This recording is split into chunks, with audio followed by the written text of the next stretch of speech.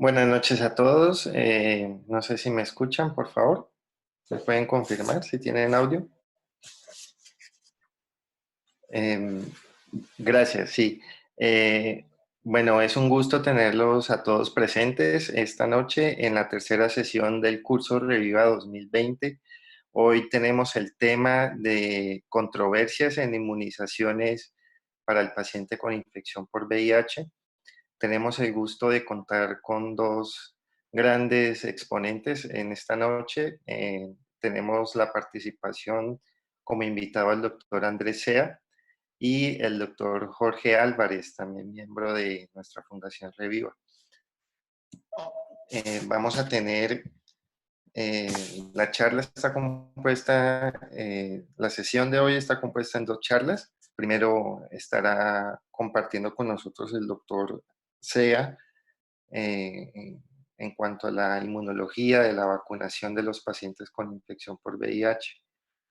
Posteriormente tendremos la participación del doctor Álvarez con una actualización sobre los esquemas de vacunación y la eficacia y seguridad de estas prácticas.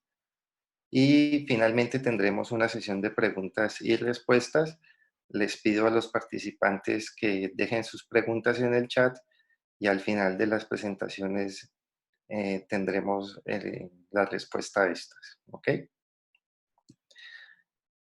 A manera de introducción, yo les quiero comentar pues que las recomendaciones de inmunizaciones, ustedes ya saben que están determinadas por el peso de los beneficios en contra de los riesgos que éstas puedan presentar.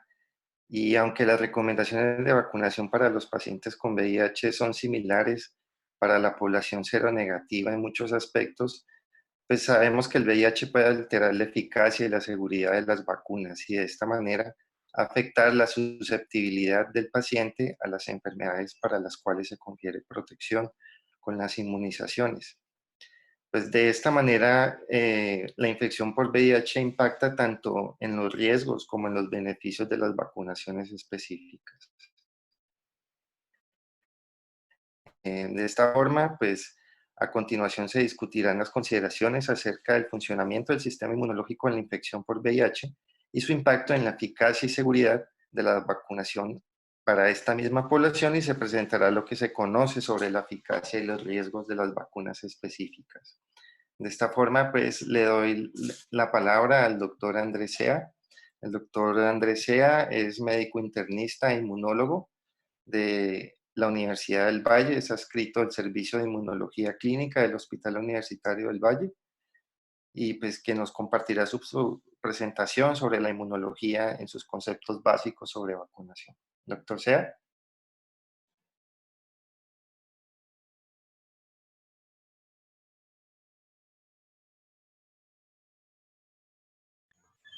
Bueno, muchas gracias, Andrés, por la presentación.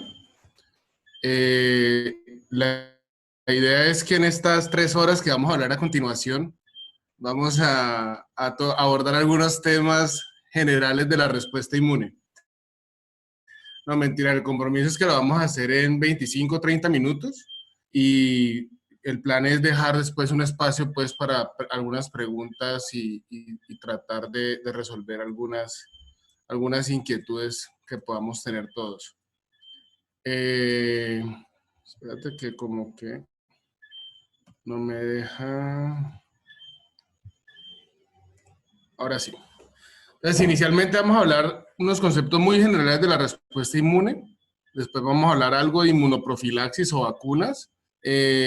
Vamos a tomar algunos ejemplos específicos de respuesta inmune a algunas vacunas puntuales. Y vamos a tocar algunos tópicos de cómo debería ser la evaluación de esa respuesta inmune protectora y de los biomarcadores que podríamos utilizar. Hablar dos cosas nada más de los riesgos potenciales y ahí le daría la palabra fundamentalmente a Jorge.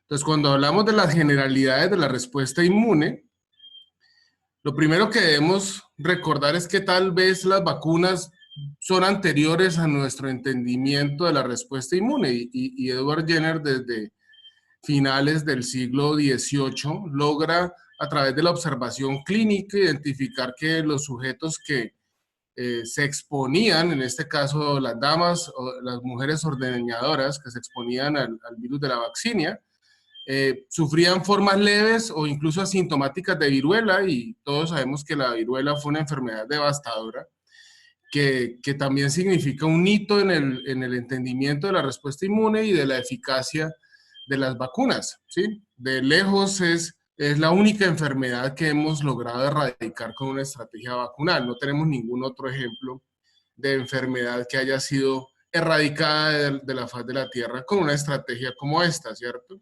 Hay algunas enfermedades en animales, pero digamos que en humanos la viruela es el ejemplo por excelencia.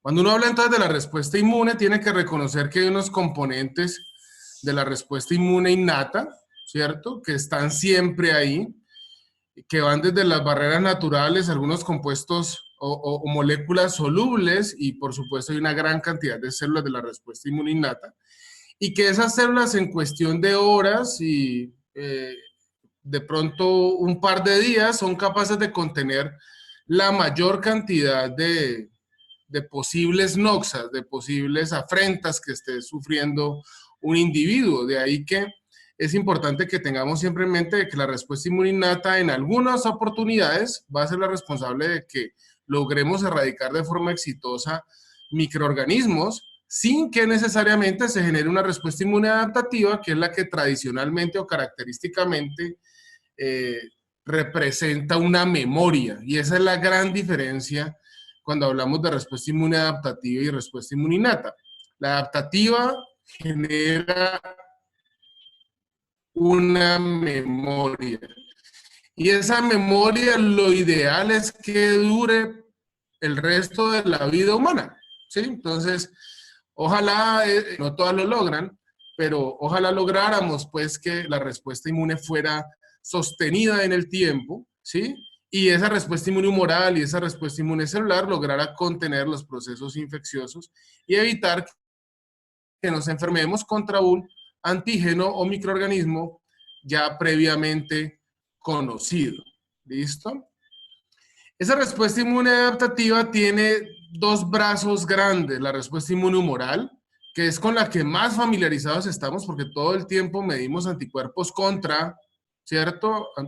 Anticuerpos contra el VIH, anticuerpos contra el antígeno de superficie de la hepatitis B, anticuerpos contra toxoplasma, anticuerpos, o sea, todo el tiempo estamos hablando de la respuesta inmune humoral, pero ya de la molécula soluble, las células de la respuesta inmune humoral. Y tenemos una respuesta inmune celular que para el público que tenemos hoy, claramente es también una materia, digámoslo así, que ustedes constantemente están evaluando, pero de una forma que desde la perspectiva clínica siempre es un poco compleja de evaluar, ¿sí? Que es la forma cuantitativa. Y también quiero hacerles como la invitación a que piensen por un momento que no solamente nosotros tenemos trastornos inmunes cuantitativos, ¿cierto? Y el VIH es un ejemplo por excelencia del trastorno cuantitativo y hace parte de los exámenes de seguimiento. Hace parte de los exámenes de seguimiento y hace parte también de una cantidad de aproximaciones que hemos hecho históricamente, y prácticamente desde el inicio de la enfermedad reconocimos que el conteo de linfocitos TCD4 estaba comprometido, pero nos cuesta mucho trabajo evaluar la función, y eso conceptualmente es distinto, y a veces nos cuesta como trabajo entender por qué, si el paciente aparentemente está reconstituido con 350, 400 linfocitos TCD4, no tiene una respuesta inmune protectora como lo esperaríamos, y es que no solamente hay trastornos del número, sino que, por supuesto, la función y los trastornos cualitativos, funcionales, son parte importante de las deficiencias de la respuesta inmune, en este caso de una deficiencia adquirida en el contexto de una infección viral. Las vacunas buscan generar una respuesta inmune adaptativa duradera en el tiempo, que casi siempre vamos a evaluar como la presencia de un anticuerpo que nos va a servir de marcador de protección cuando está por encima de un límite que a nivel poblacional ha mostrado que es capaz de evitar el desarrollo de una infección, pero siempre piensen que detrás de la generación de esos anticuerpos específicos tiene que haber una colaboración linfocito T, linfocito B para su generación. Entonces, retomando, tenemos la respuesta de anticuerpos, linfocitos B, esos anticuerpos ojalá sean neutralizantes, ¿cierto? Que favorezcan, al menos entonces, si no neutralizan por completo la fagocitosis de los microorganismos, y lo ideal es que el microorganismo ni siquiera tuviera la oportunidad de entrar en contacto con su célula blanco, sino que lograra ser eliminado antes de que pueda infectar la célula. Y eso es lo que buscan muchas de las vacunas que utilizamos. El otro tipo de respuesta es la respuesta inmune celular, que la hemos dividido tradicionalmente en una parte ayudadora, que son predominantemente linfocitos TCD4, y digo predominantemente porque hay linfocitos TCD8 ayudadores, pero pues bueno, eso es otro tema. Y esos linfocitos T ayudadores son los encargados de la cooperación con los linfocitos B, son los encargados de la activación del macrófago y de la orquestación de toda la respuesta inflamatoria. Después tenemos la respuesta de linfocitos citotóxicos, que son predominantemente linfocitos TCD8, que tienen una función muy específica, que es ir y matar a las células infectadas, y en algunos escenarios también se propone que son los responsables de la inmunovigilancia del cáncer.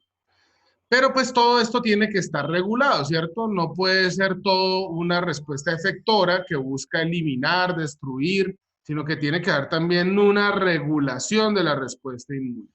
Y esa regulación de la respuesta inmune está a cargo tanto de linfocitos T reguladores como de una población un poquito más nueva, que son los linfocitos B reguladores.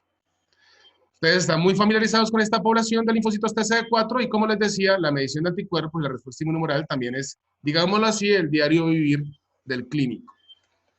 Algunos conceptos en inmunoprofilaxis. Entonces, tenemos que reconocer que vamos a hablar de inmunidad adquirida, ¿cierto? Que la inmunidad adquirida a través de las vacunas convencionales pudiéramos considerarla como una inmunidad que es adquirida de forma activa, ¿cierto? Eso implica que el sistema inmune del individuo tiene que formar esas moléculas, anticuerpos casi siempre, es decir, generar linfocitos B específicos al antígeno vacunal.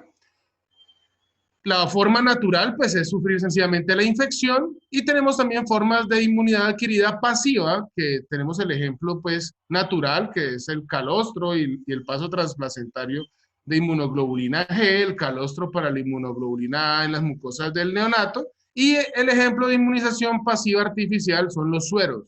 Y pues, como ustedes habrán escuchado, ahorita hay como toda un movimiento hacia la búsqueda de sueros de pacientes convalecientes con la epidemia actual, que podrían tener un beneficio al proveerle, administrarle, pues, inmunización pasiva de forma artificial a los individuos infectados. Y el escenario que todos quisiéramos tener ante todo proceso infeccioso potencial, la resistencia natural, ¿cierto? Todos queremos ser, soy leyenda, y ser resistentes de forma natural a los patógenos. Afortunadamente ninguno de nosotros, espero, en su práctica clínica tuvo que ver esto, porque en Colombia se erradicó la viruela a principios de los 60, a pesar de que la erradicación a nivel mundial fue declarada en octubre de 1979, y pues esto fue una labor gigantesca, ¿cierto?, que hizo el mundo entero, y pues la Organización Mundial de la Salud a la cabeza de este esfuerzo, y fue algo que se logró con vacunas. La forma de haberlo hecho fue una vacuna que era muy exitosa, una vacuna que tenía una alta eficacia, y el otro determinante para lograr erradicar una enfermedad, pues, era que era una enfermedad restringida únicamente al humano. Entonces, cuando una enfermedad está restringida al humano, tienes una vacuna altamente eficaz, sencillamente trazas una estrategia de vacunación masiva, buscando una cobertura absoluta, y ese es la razón principal por la cual logramos como humanidad. Cuando yo digo logramos, no es que yo haya hecho las cosas, sencillamente es por el hecho de ser humano, logramos erradicar la viruela de la faz de la Tierra. Las vacunas se desarrollan tradicionalmente bajo un esquema, ¿cierto?, secuencial, en que hay una fase preclínica y después vienen unas fases secuenciales ya de estudios en humanos. Las preclínicas, pues, la mayoría de las moléculas y compuestos no logran pasar la fase preclínica. Después viene una fase inicial en la que se busca es determinar si hay efectos adversos o potenciales riesgos en sujetos sanos, unos pocos sujetos sanos. Después vienen las fases 2 y 3 en las cuales se aumenta la cantidad de personas y ya se utiliza una población blanco que además está expuesta, ¿cierto? Entonces pasamos ya a una población que tiene riesgo y lo que se busca es determinar la inmunogenicidad, es decir, cuando el biomarcador sea título de un anticuerpo, evaluar ya en el campo, en la población, cuál es el título de anticuerpos que se logra con la administración de esa vacuna y si esos títulos de anticuerpos significan efectividad. Y la efectividad, pues fundamentalmente no sufrir la enfermedad. Y eso es lo que a veces no hay la suficiente contundencia porque mezclamos los conceptos de efectividad e inmunogenicidad. Uno puede tener una vacuna inmunogénica, tener altos títulos de anticuerpos y el individuo sufrir la enfermedad. Explicaciones hay muchas. El anticuerpo se generó contra una porción no neutralizante o un epítope no inmunodominante del antígeno del microorganismo, etcétera, etcétera. Y finalmente todo pasa a una fase 4, que es de donde no debería salir nunca ningún medicamento y por supuesto ninguna vacuna, en la cual hay una monitoría continua de potenciales eventos adversos. Esa era la visión tradicional. Ahorita el desarrollo de vacunas ha cambiado un poquito. Y es que ya no es una secuencia tan lineal entre la fase preclínica y el desarrollo de los ensayos clínicos. Ahorita, rápidamente, desde los análisis computacionales se puede pasar o se pueden devolver a los estudios clínicos, siempre buscando generar más rápidamente los productos. Y hay una mucho más rápida comunicación entre cada una de estas fases. Siempre importante identificar un biomarcador y lo ideal es que haya un biomarcador de curación en los sujetos normales que logran recuperarse de la enfermedad, ¿sí? Entonces, eso ha sido una de las grandes limitantes porque, por ejemplo, para infecciones como VIH, que yo sé que todos ustedes trabajan en VIH, no hay un marcador, no hay un biomarcador que indique curación, porque la mayoría de las personas no se curan. Es una infección crónica persistente de bajo título, ¿sí?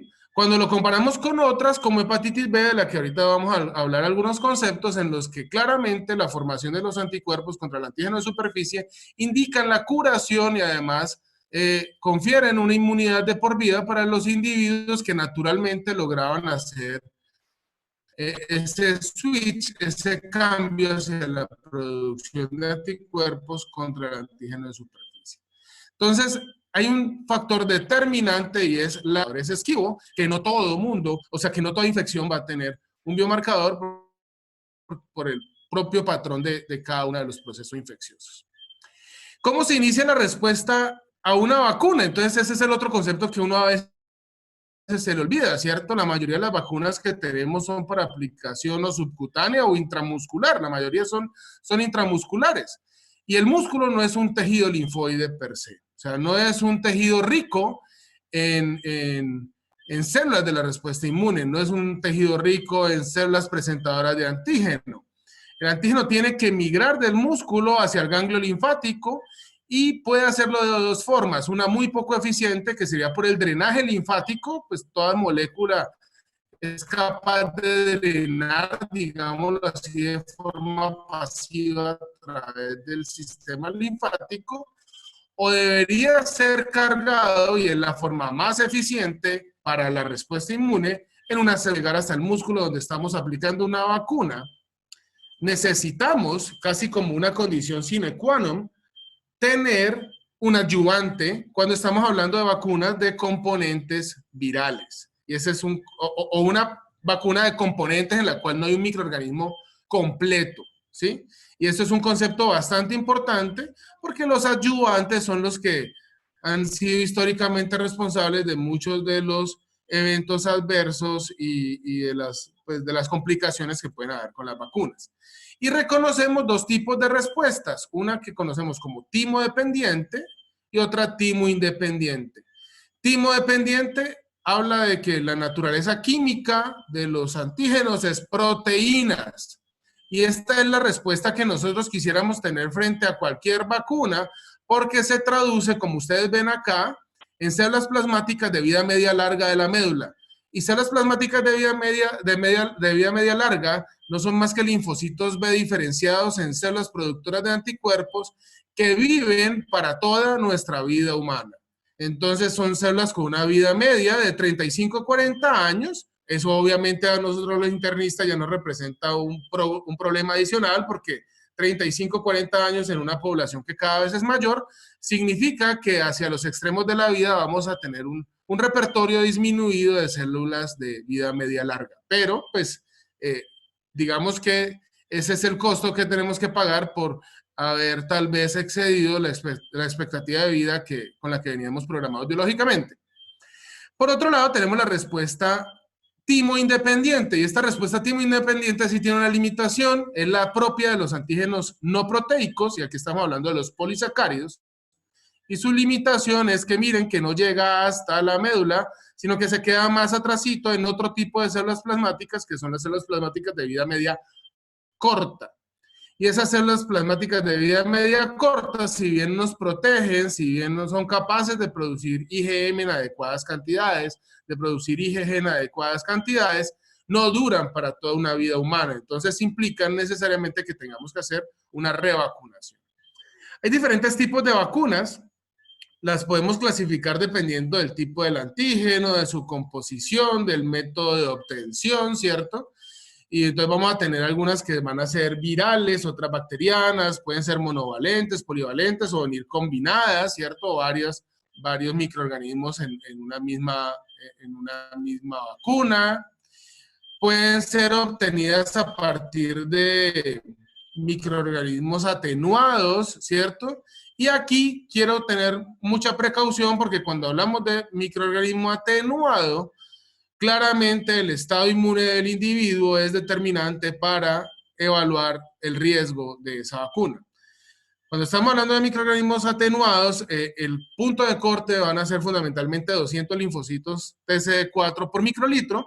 Ese 200, ustedes saben que finalmente es una extrapolación histórica de la clasificación de CDC y de lo que hemos visto a través de los años, que nos permitió clasificar a los pacientes como SIDA, ¿cierto? Desde la perspectiva de la cuantificación de linfocitos TCD4, pero no necesariamente ha correspondido a un estudio clínico en el cual se establezcan diferentes puntos de corte para exponer a un individuo una vacuna viva, que en realidad para el caso de los virus no deberíamos hablar de vivos, sino más bien atenuada.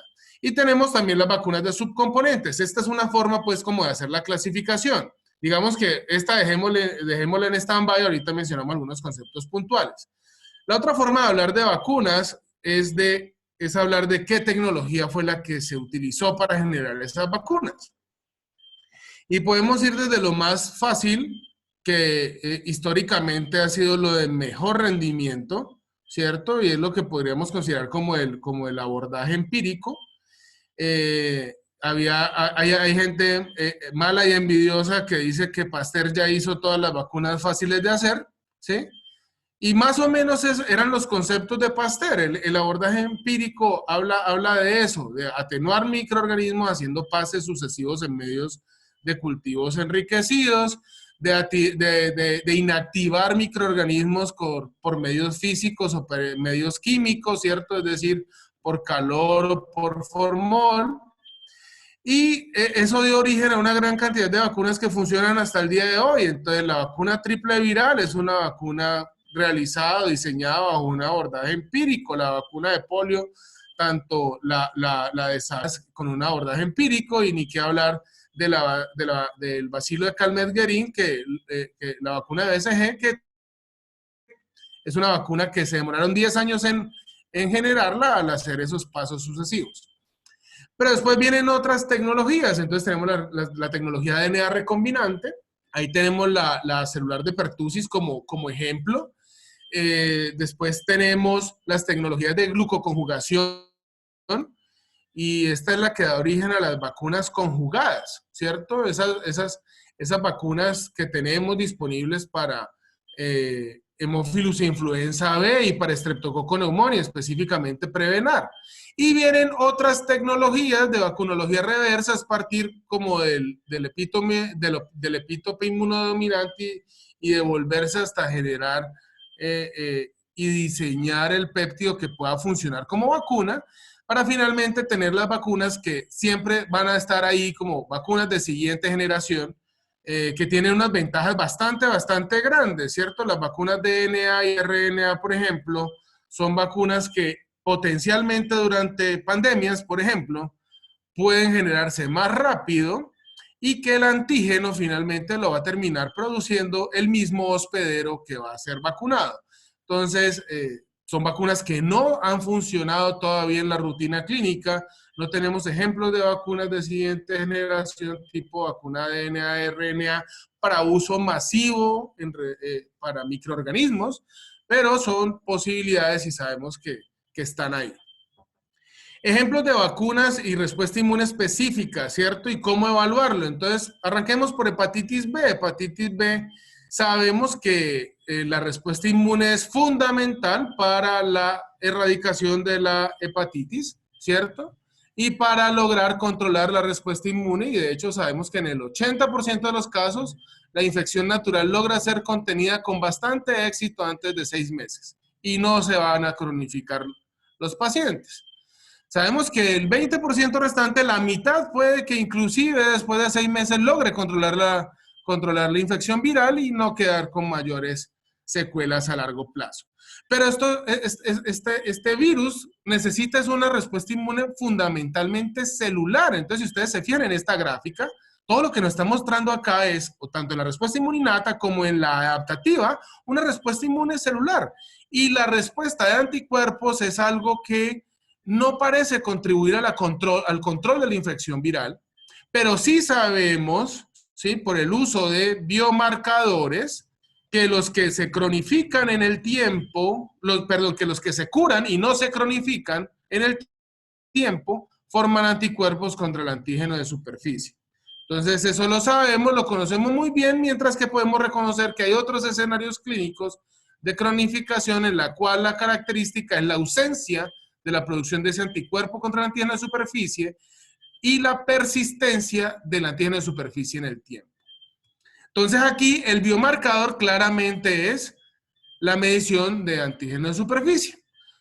Cuando se evalúa la eficacia de la vacuna de antígeno de superficie de hepatitis B en sujetos VIH positivos previamente no inmunizados, usando 2 dosis, la dosis usual de 20 microgramos versus la de 40 microgramos, vamos a ver que hay varios factores determinantes de tener una respuesta protectora o no. Y tal vez el mayor factor predictor es el conteo de linfocitos TCD4 absolutos, haciendo diferenciaciones tanto en si estamos hablando de un conteo de linfocitos mayor a 200 o mayor a 350 TCD4. Es importante recalcar que a pesar de que en algunos estudios se logran eficacias cercanas al 100%, esta es una vacuna que normalmente en los sujetos sanos no llega, ¿cierto?, a una eficacia superior al 93, 95%, y en algunos grupos seleccionados, en los mejores escenarios, 96%. Entonces sabemos que es una vacuna que de entrada en los sujetos sanos no tiene una respuesta perfecta, llamémoslo así. Triple viral. Yo sé que los médicos de adultos no estamos muy familiarizados con triple viral y lastimosamente todo el movimiento antivacunas fue desencadenado por un investigador un poco antiético, o bueno, bastante antiético, que logra colar una investigación en la que habla de una asociación de la vacuna triple viral, específicamente del componente de sarampión, una asociación con el desarrollo de enfermedad inflamatoria a nivel intestinal y posteriormente el desarrollo de autismo. Después se aclara todo y Lancet, la revista Lancet, 12 años después de publicado el artículo, acepta que el artículo estaba mal escrito, que los datos habían sido manipulados, que el estudio había sido pagado, entonces que había un conflicto de interés y que las pruebas a las que se le había sometido a los niños no eran éticas y se retira el artículo en 2010, 12 años después. Y el daño ha sido terrible porque esto es lo que le ha dado todo el sustento a los movimientos antivacunas. Cuando hablamos de sarampión, hablamos de una infección que, si bien siempre pensamos como en el rash, característicamente el compromiso es a nivel pulmonar y además, y algo que es bastante preocupante, produce una inmunoparálisis. De ahí que es usual que veamos que los pacientes adultos infectados por sarampión se puedan complicar por infecciones bacterianas graves a nivel pulmonar, muy relacionadas con esa inmunoparálisis. Cuando hablamos de la respuesta inmune protectora, claro, podemos medir anticuerpos, como pueden ver ustedes acá, pero el responsable de la eliminación del virus como tal, ¿sí?, va a ser de lejos la respuesta inmune de linfocitos T, tanto los que tradicionalmente se han considerado como perfil TH1, como un perfil un poquito más recientemente descrito, que es el perfil de linfocitos TH17. Entonces, son estas dos poblaciones linfocitarias las responsables de eliminar este virus. Por ende, una vacuna que no utilizara un microorganismo atenuado, sino que fuera de partículas virales o que fuera de un microorganismo inactivado, probablemente no lograría inducir una respuesta inmune protectora, porque esa es la otra gran limitación que tenemos con las vacunas. Necesitamos prácticamente que replicar todo el proceso o el ciclo infeccioso para garantizar una respuesta inmune protectora celular. Y eso es bastante, bastante importante. De ahí que cuando estemos hablando de vacunas inactivadas o vacunas de componentes virales o de toxoides, por ejemplo, ¿sí?, que son toxinas modificadas, vamos a tener que esas vacunas generan solamente o casi puramente respuestas protectoras de anticuerpos que no logran, pues, contener los procesos infecciosos. ¿Qué sabemos respecto a la vacunación en los individuos VIH positivos adultos con MMR, con vacunas virales, específicamente para el caso de sarampión? Cuando hablamos de la medición de anticuerpos, a corto plazo, miren que los controles van a ser los blancos, la barra blanca y la barra gris va a ser las personas VIH positivas, tienen títulos de anticuerpos protectores y les va bien desde esa perspectiva. Pero rápidamente se pierde. O sea, hacia el año, ya la tercera parte nada más de los pacientes VIH positivos aún tiene títulos de anticuerpos protectores. Pero ahí es cuando les hablaba del biomarcador. Si estamos diciendo que la respuesta inmune protectora es de las células, deberíamos tener una estrategia para evaluar las células. Y esas estrategias pues se basarían fundamentalmente en determinar la capacidad de expandirse, por ejemplo, de los linfocitos T y de proliferar. Y eso es lo que conocemos como el índice de estimulación. Entonces hay técnicas de laboratorio para evaluar qué tanto proliferan en respuesta a las vacunas. ¿Qué es lo que observan ustedes acá? Que hay una respuesta aparentemente conservada en el tiempo que, al sumar tanto la respuesta de anticuerpos, ¿cierto?, puramente anticuerpos, como la respuesta mezclada, como la respuesta a solamente linfoproliferación, parece que los individuos lograran estar protegidos. Entonces, a veces tenemos muchas limitaciones porque los estudios que nos van a presentar son así. Son estudios en los que nos hablan de la seropositividad y de los títulos de anticuerpos, presencia y ausencia, basados en un punto crítico, ¿sí?, que es el que a nivel poblacional ha mostrado protección contra ese microorganismo en mención. Neumococo. Y yo creo que esto va a generar controversia más adelante, pero cuando hablamos de neumococo, me acabo de dar cuenta que esto no deja pasar las animaciones, pero bueno. Cuando hablamos de neumococo, tenemos dos tipos de vacunas. La que teníamos debajo era la de polisacáridos, ¿cierto? La vacuna de polisacáridos es Neumovax. La que tenemos arriba es la vacuna conjugada y para adultos la que tenemos es Prevenar. Cada vez nos van a estar llegando pacientes que pasan a la edad adulta y que probablemente recibieron vacunas conjugadas como parte de su esquema ampliado de inmunización, ¿cierto? Ya desde hace bastantes años en Colombia se introdujo la vacuna de neumococo dentro del esquema PAI. Entonces es probable que los programas de VIH sigan o comiencen a llegar cada vez más pacientes que ya han recibido vacunas contra neumococo. La pregunta es, bueno, ¿esa vacuna sí protege, no protege? Y la respuesta es muy difícil porque los adultos normalmente formamos buenos títulos de anticuerpos contra neumococo, ya sea que nos hayan vacunado o no. Entonces, recientemente hicimos un estudio en el que se está evaluando la respuesta de anticuerpos antineumococo en personas adultas con bronquiectasia o neumonía recurrente. La mayoría de los individuos, independientemente de su estado de inmunización, tienen anticuerpos protectores contra la mayoría de los serotipos evaluados. Y entonces aquí viene el otro tema. Neumococos son 99 serotipos. ¿Cuáles evaluar? ¿Cuántos evaluar? Porque además los serotipos han ido modificándose su circulación desde que tenemos, obviamente, las vacunas conjugadas como parte del PAI que terminaron modificando la microbiología de la enfermedad neumocóxica invasiva. Riesgos potenciales, todos, sobre todo con las vacunas vivas. Y como les hablaba, pues ese conteo de linfocitos TCD4 que se ha definido un poquito como estándar, que sea mayor a 200 linfocitos TCD4, nos deja un poquito como preocupados porque ustedes saben que clínicamente hay pacientes que así tengan más de 200 TCD4 no van bien. Entonces la recomendación probablemente no es solamente que tengan un conteo absoluto de linfocitos TCD4 por encima de 200, sino que el paciente esté bien clínicamente. ¿Listo? Y eso era todo.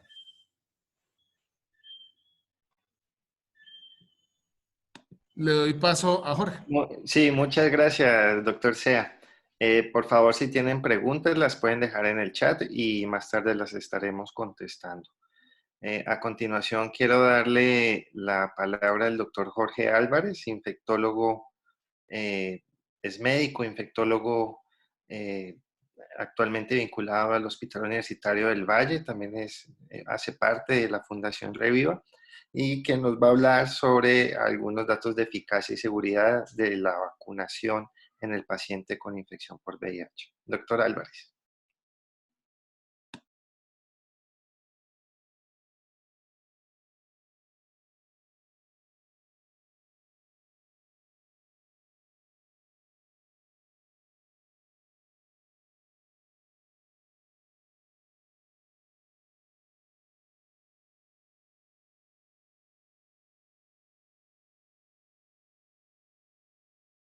¿Aló? ¿Aló? ¿Se escucha?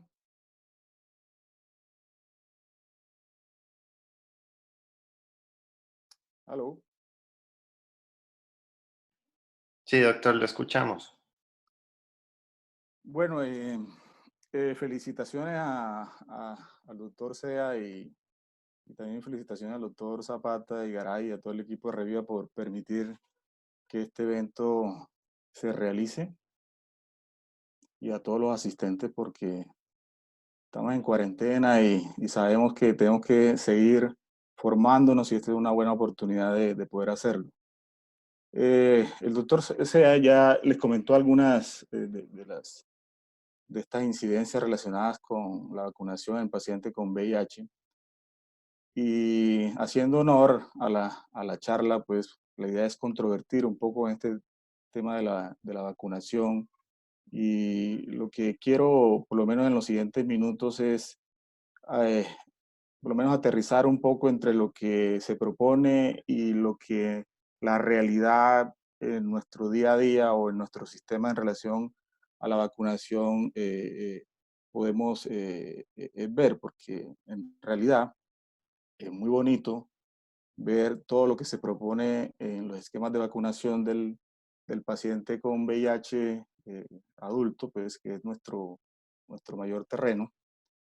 Así que la agenda o la ruta que voy a seguir básicamente es mirar precisamente cuáles son las posturas de muchas de las guías pues, que por lo general nos recomiendan cuáles son esos esquemas de vacunación, incluyendo pues, la parte europea y lo que diga el CDC y lo que tenemos el consenso colombiano que fue publicado en el 2006 Y ahora sí, para controvertir, pues, porque creo que al fin es el interés de Reviva, es provocar un tema de controversia, es si esa cobertura como tal realmente se aterriza, o si tenemos, qué tanto tenemos de esos datos, ¿verdad? Y como todo se resume en el tema de los costos, eh, traigo un ejercicio de costos en vacunación, a ver si aquellos que de alguna forma están involucrados en la toma de decisiones eh, en cuanto es el costo, la costo-eficacia de la vacunación, sobre todo a nivel Colombia, y con ello terminamos con unas conclusiones y estaríamos abiertos a las preguntas. Esa guía es la guía europea, que fue publicada entre octubre y noviembre del 2016, y respecto a la vacunación habla mucho lo que dijo el doctor Sea. Ellos, aunque realmente recomiendan la vacunación, pues, con otros parámetros de las guías en población sana, en el paciente con VIH lo recomiendan sobre todo en los pacientes que tienen CD4 mayores de 200 y que estén con reconstitución homine, ¿sí? Y con viremia indetectable.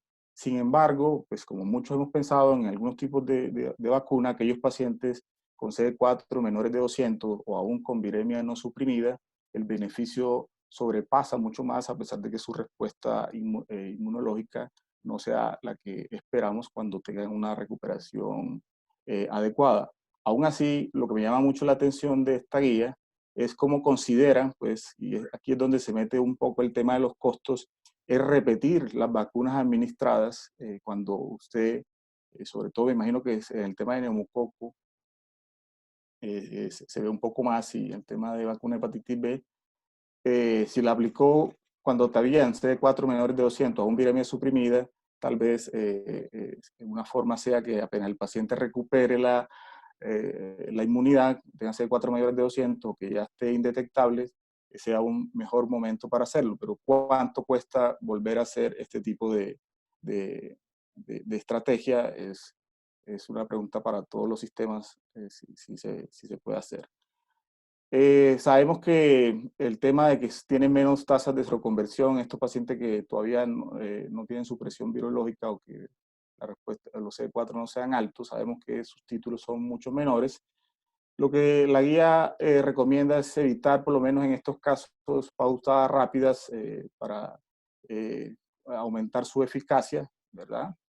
En este tipo de vacunas. Y hay unas vacunas, sobre todo en especial, que aunque no las consideramos en los esquemas normales que nosotros usamos, pues ellos en particular, sobre todo cuando hay un determinado riesgo, como el caso de la vacuna de la rabia o la encefalitis transmitida por un garrapato, la hepatitis A o meningococo. Evitar la vacunación con polisacáridos porque la respuesta es mucho menor.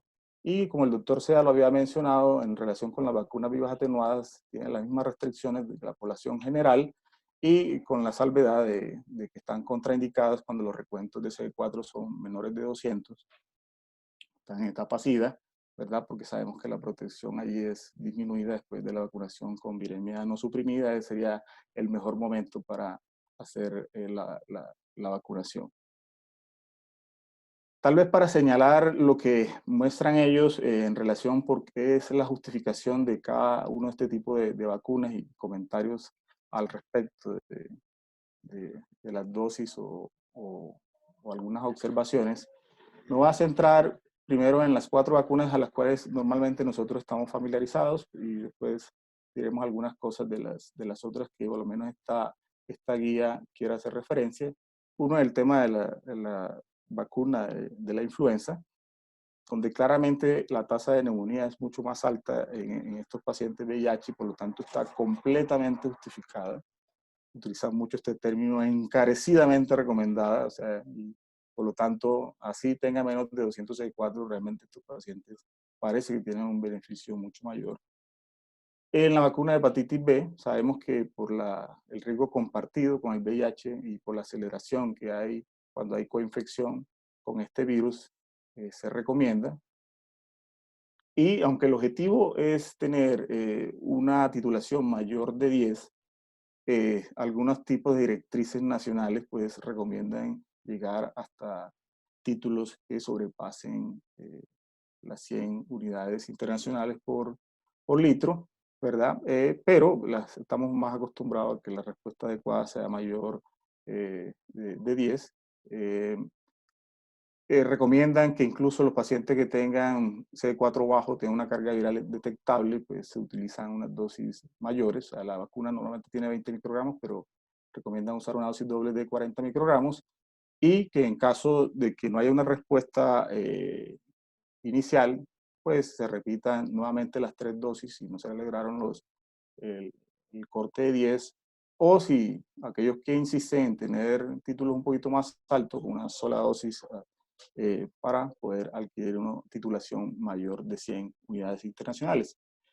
De la hepatitis A, pues sabemos cuál es el riesgo que tienen algunas poblaciones, sobre todo la población que tiene hombres que tienen sexo con hombres, o usadores de drogas intravenosas, o que estén en países donde el riesgo es mucho más alto, o aquellos que van a viajar a zonas de alto riesgo, pues de la vacunación, con control de titulación después de la vacunación para ver si hay una respuesta, sobre todo si se vacunó con menos de 200 CD4. Y lo que ya había mencionado el doctor Sea con el estreptococo, sabemos que la gravedad es mucho mayor, sobre todo por enfermedad invasiva y bacteremia que sucede con estos pacientes, así que es una vacuna completamente recomendada, de cuyo esquema, pues dependiendo si ha tenido previa vacunación con la vacuna polisacárida o con la vacuna conjugada, definir cuál sería el momento, dependiendo que se inició, para colocar una dosis adicional en el caso de que se hubiera iniciado cada una de estas vacunas.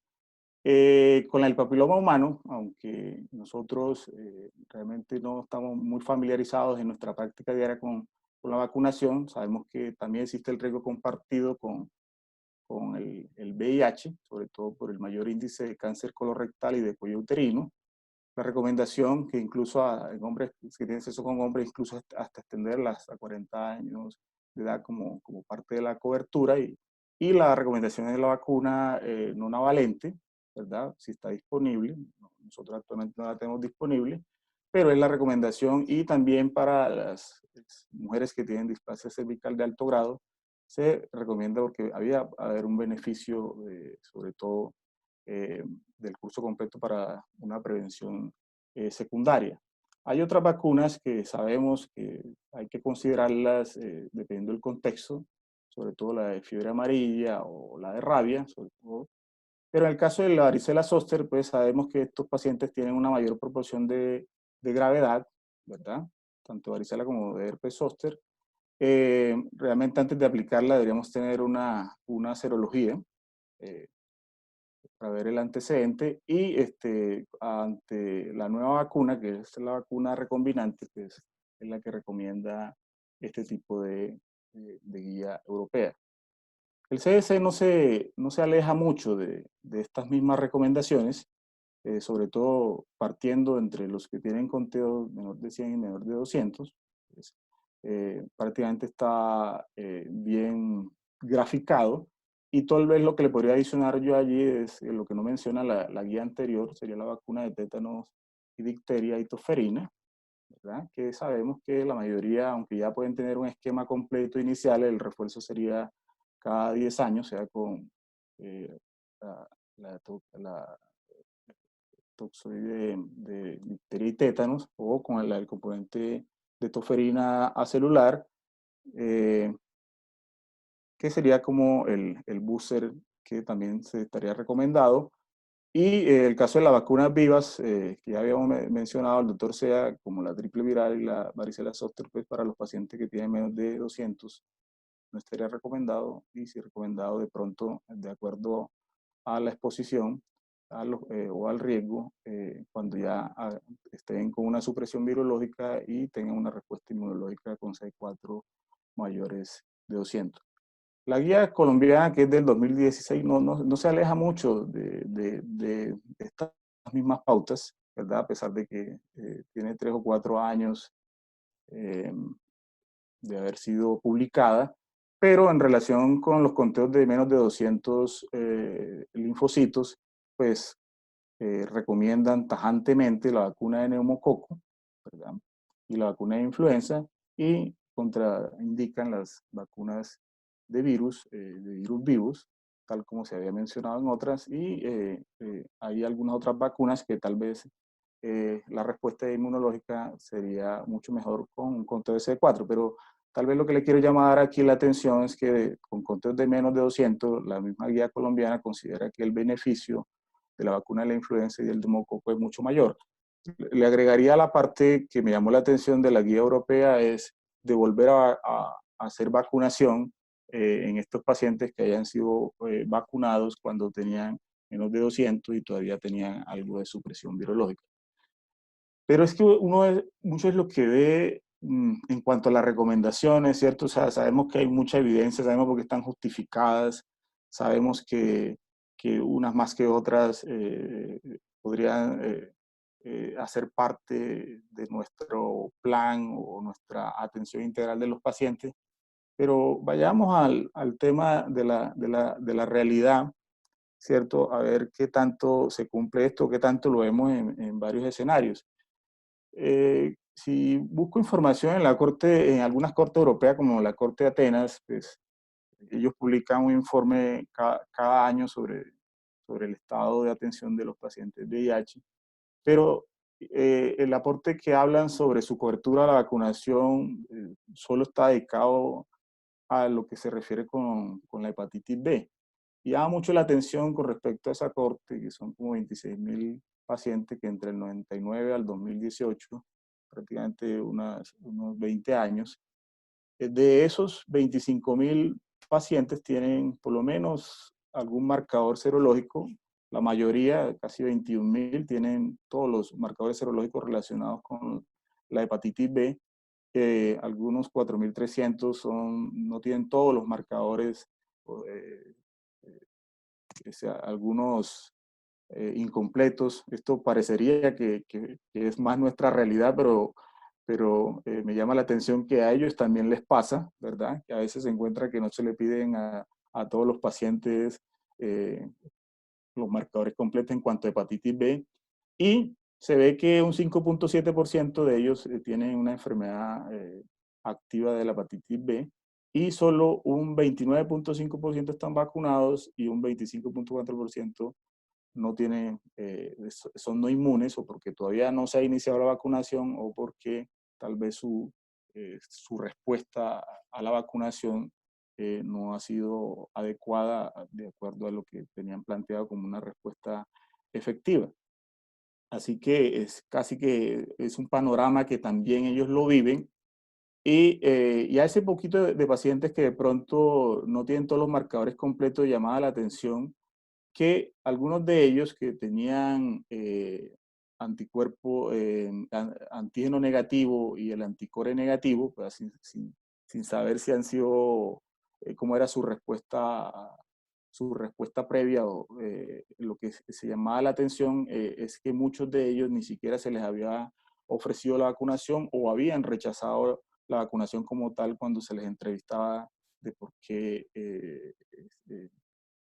si habían sido vacunados, como para no tener una idea de la respuesta de los anticuerpos contra el antígeno de superficie.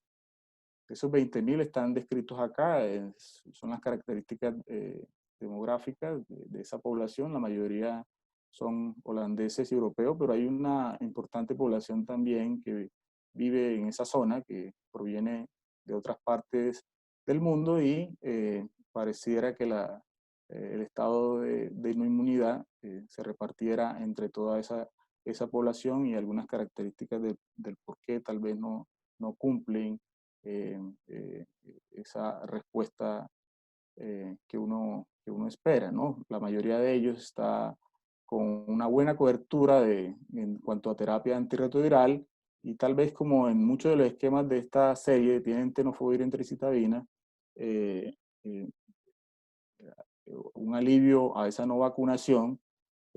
Al tener el tenofovir, es en caso de que haya una coinfección, pues estén recibiendo algún tipo de tratamiento sin querer queriendo, por así decirlo. Yo quisiera ver que la cuenta de alto costo nos mostrar una información también mejor desglosada, así como la tiene esta Corte de Atenas, pero lo que tenemos es que por lo menos nuestro estado de coinfección para nuestra Corte de casi 100.000 habitantes, de 100.000 personas con VIH es de 4.8. Entiendo que cuando ellos establecen esto, quiere decir que o tiene una hepatitis activa o definitivamente ha tenido contacto con el virus de la hepatitis.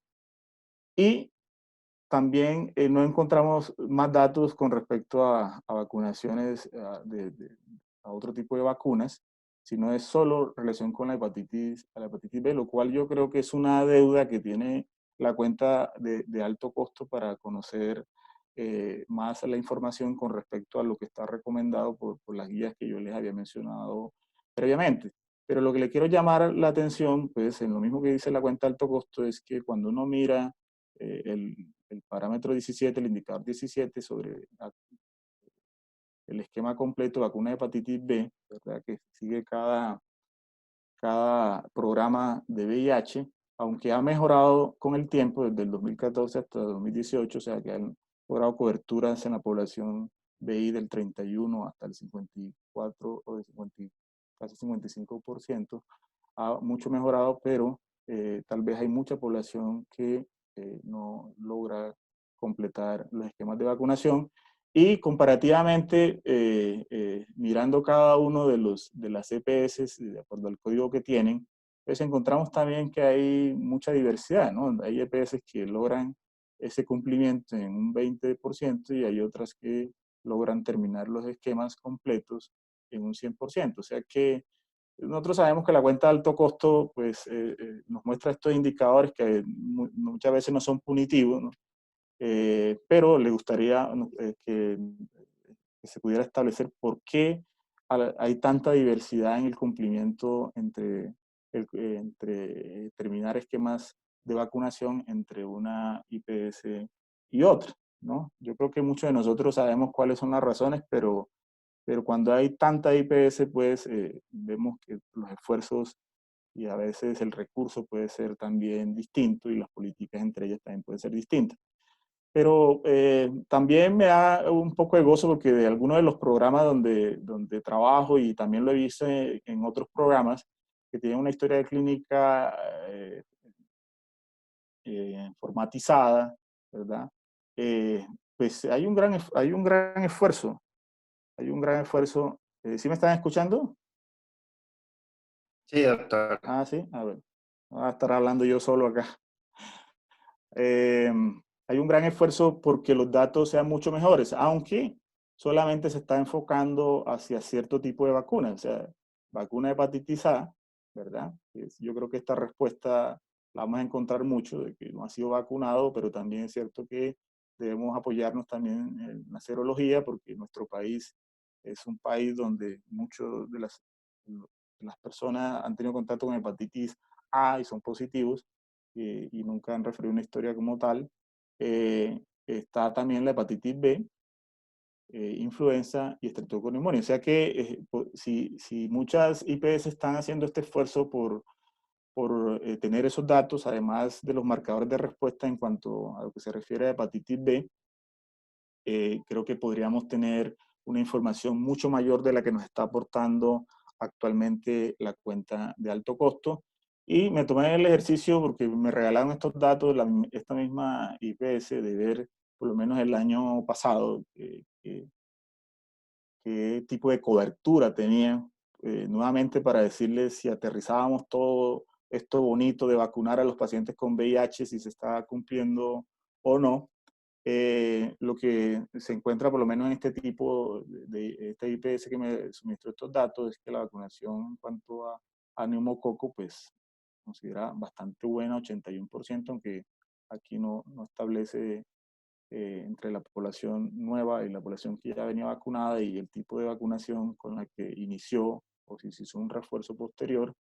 De hepatitis B, por lo menos completo un 76% y completo un 3%, y de influenza un 73%, a veces supeditado al suministro o o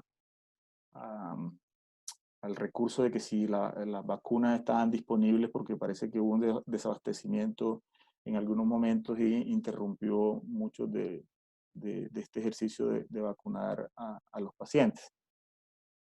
Esto no solamente es a nivel Colombia, porque revisando mucho la literatura, a pesar de que son seguimientos de 5 años atrás, 5 o 6 años atrás, pues en otras partes del mundo también han tenido estos problemas de cobertura, ¿no? O sea, por ejemplo, este caso de Grecia, que trata también de hacer un punto de marcaje en el 2010, donde les cayó pues la crisis económica, pero antes de eso tenían datos en esta serie de 1.210 pacientes, donde la cobertura de hepatitis, de vacuna de hepatitis B, hepatitis A, influenza estacional, infección neumocócica, ¿verdad?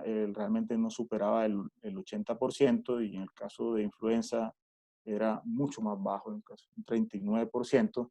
Y cuando quisieron ver los factores que estaban relacionados, muchos de ellos estaban relacionados era con el tipo de seguro que tenían los pacientes, o sea, que garantizara la cobertura de la vacuna, ¿verdad? Y además se suma el bajo nivel educativo también. Pareciera que mientras más bajo el nivel educativo, entonces la, la necesidad o la importancia de la vacunación que le da al paciente también es mucho más baja, ¿no? Ya con la llegada de la crisis económica, pues ellos ven que el cumplimiento es mucho más deficiente. O sea que yo lo aterrizo un poco tal vez a lo que podría pasarnos con nosotros y tal vez a lo que les mencionaba, en que todas las IPS que trabajan en VIH pues no tengan las mismas condiciones, y también tenemos diversidad cultural entre unos y otros pacientes que impliquen esa cobertura. Esta es una serie también de Brasil, que incluyó un poquito más de vacuna, incluyó difteria y tétano, ¿verdad? Una serie de 281 pacientes que no era toda la cobertura de sus pacientes, pero sí era los que tenían por lo menos un carnet de vacunación y se podía ver el registro. Y lo que se logra visualizar acá, por lo menos si han recibido una o más dosis de vacunación, es que en cuanto a difteria, hepatitis B, hepatitis neumococo y vacuna de influenza, pues tal vez por lo menos han recibido entre un 70% algún tipo de dosis, pero otro tipo de vacunas pues pareciera que no se le diera tanta trascendencia, como el caso de la vacuna de hepatitis A o de vacuna de meningocócica. O sea que dentro de todo esto también hay bastante diversidad, y cuando uno lo mira por el tipo de dosificación, si han recibido todo el esquema completo, también encontramos que ellos también en este programa han tenido esquemas que no terminaron el curso como es recomendado, como el caso de la hepatitis B. Y si lo miran por si se vacunan con carga viral detectable o indetectable, llamativamente, los pacientes cuando están con carga detectable, pues son mucho menos vacunados que cuando tienen carga indetectable. O sea, es prácticamente a veces una conducta que nosotros vemos en algunas IPS acá, pero ya vimos que la guía colombiana incluso y muchas de las otras guías recomiendan la vacunación en los pacientes que tienen menos de 200.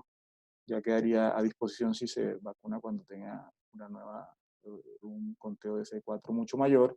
Y lo mismo pasa con el tema de la vacuna de hepatitis B y la influenza, que a veces se prefiere tener una respuesta de CD4 mucho más alta, en este caso de 500, porque hay unos consideran que entre 200 y 500 todavía existe algún tipo de alteración de la inmunidad, y tratan de diferir un poco el tema de la vacunación, lo cual creo yo que pone más en riesgo al paciente. A pesar de que la respuesta no sea adecuada, pues el riesgo es mucho más alto. Si queremos elaborar estrategias para tratar de mejorar esa cobertura, pues sí hay muchas estrategias publicadas, ¿verdad? Yo creo que el orden y el recurso es el que más puede favorecerlo.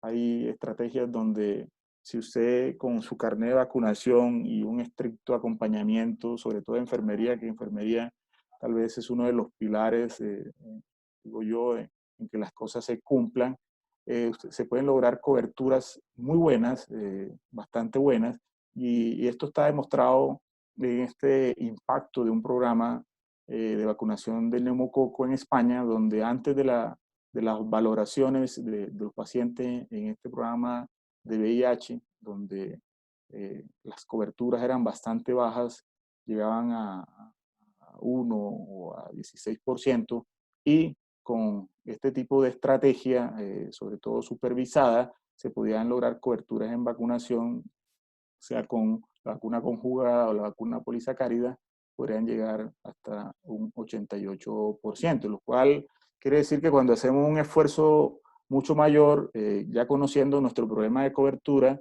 entendemos que podemos realmente cumplirle a los pacientes y tal vez reducir alguna de estas complicaciones. Quisiera terminar con este tema porque a veces nosotros no nos metemos en cuestión de costo, porque pues, queremos morir justificando la evidencia, ¿verdad? Pero es bueno saber cuánto valen las cosas para poder aterrizarlas, y los administradores en ese sentido lo entienden mejor que nosotros. Esto es para mostrarle pues, la discusión que hubo cuando hicieron la guía de VIH, la colombiana, y que le daban prioridad para hacer los análisis de costo-efectividad, y realmente el análisis de costo-efectividad entre la vacuna conjugada versus la vacuna polivalente se cataloga como de baja prioridad, ¿verdad? A pesar, no quitándole la importancia, pero sí se consideró de baja prioridad, entonces no hubo un análisis especial al respecto, pero sabemos que aún a pesar de esto, muchos programas introdujeron la vacunación con la vacuna conjugada, ¿verdad? Asumiendo los costos y los requerimientos de las EPS que le hacían a las IPS para mejorar el tema de una buena atención a los pacientes.